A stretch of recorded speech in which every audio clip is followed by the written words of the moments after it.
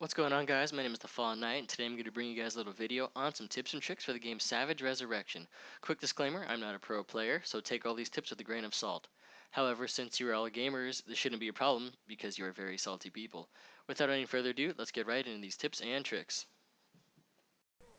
Okay, so for tip number 1, I have do not forget about the various NPCs that are scattered throughout the map. They spawn on the exact same location every game, every time, and they respawn about every 5 to 10 seconds. They only take 2 attacks typically to kill them, and they are a free source of golden experience. Golden experience are very helpful in the early game because they'll help you snowball your lead against your opponents faster, and the stats from the level up will help you. Also, later in the game, they are a free source of ammo, and you never know when you may need that extra clip. Alright, so for tip number 2, I have practice your shooting mechanics. Now this may seem like an obvious tip for everybody because it is a shooting game after all, but what I really want to stress isn't necessarily practice your shooting, although it is helpful.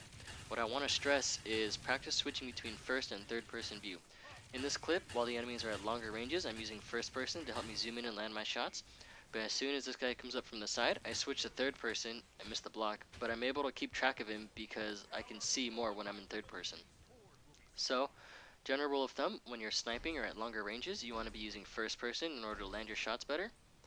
And when you're at closer ranges like this, you want to use third person because there's more enemies to be aware of and it'll help you keep track of everything. Also, when you're in third person, you're more aware of your surroundings. And you should be able to spot landmines, unlike me. However, not all of us are meant to be soldiers, and that's nothing to be ashamed of. So instead of just continuously going out there and dying over and over again, what you can instead do is sit back in your base and defend. However, if your team is already good on defenders, then instead what you can do is start building and repairing buildings. What this does is it starts to snowball your lead quicker because buildings are being built quicker, and your commander will really appreciate you sticking back and helping build structures faster.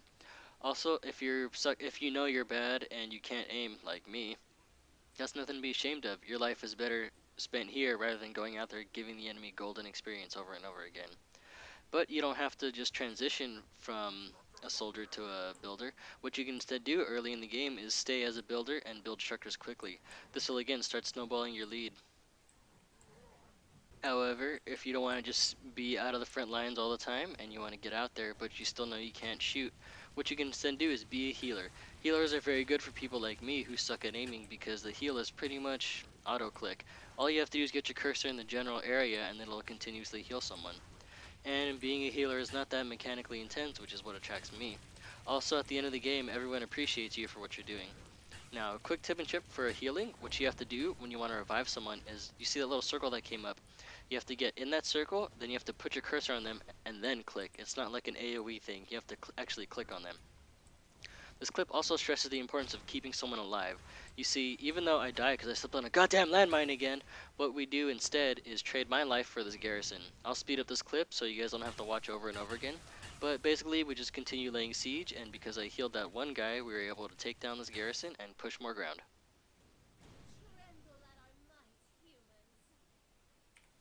No one wants to play support forever, so get out there and show the world your newfound knowledge when you're feeling ready. Oh my fucking god, I hate landmines. They're so stupid, they one-shot you, they're really hard to see. Do not use them, please, they are cancer. But if you want to use them, I'll give you some tips and tricks. So here we are. First thing you want to do is always plant them in high traffic areas. A good place to put them is outside of the enemy spawn because watch, as soon as they get out, boom, they are dead. There's no counterplay. Also, mines do damage to buildings, so what you can do is plant them outside of the really high traffic areas, like this is their enemy base. And as soon as they get out, boom, they blow up and it does damage to the building. And since I had 5 mines there, it did a good chunk. Now, as I said, plant them outside of the spawns. They're really good at taking out garrisons. And as you can see in this clip, I just leave them out there and I wait. While I'm out here, I just feel free to take some workers, and then I'll head back over there in a second. And since I know you cannot step on your own landmines, I feel safe and start smacking this building. What the f- How? Alright, and my final tip for this video is how to siege. So on Beast you buy Sacrifice, on Human you buy Demolition Pack. What this allows you to do is run up to the enemy building and drop an explosive or explode yourself to do damage to the structures. But that's not always viable since you can't get up to the tower. So the more common thing to do is to just get your explosive weapon that's chemical for Human and fire for Beast, and you're going to strafe in and out of tower range, dodging the tower shots behind cover. And the final way to take down structures is to just buy a siege unit. Normally siege units can outrange towers, but right here I couldn't find a better position. Well, that's it guys, that's the end of the video, so please leave a like if you liked, but more importantly, please leave a dislike and let me know why you disliked it, because I really appreciate your feedback. Be honest with me, and I'll do my best to work on it in the next video. Anyways, that is all for today guys. I've been the Fallen Knight, and please get out of my face.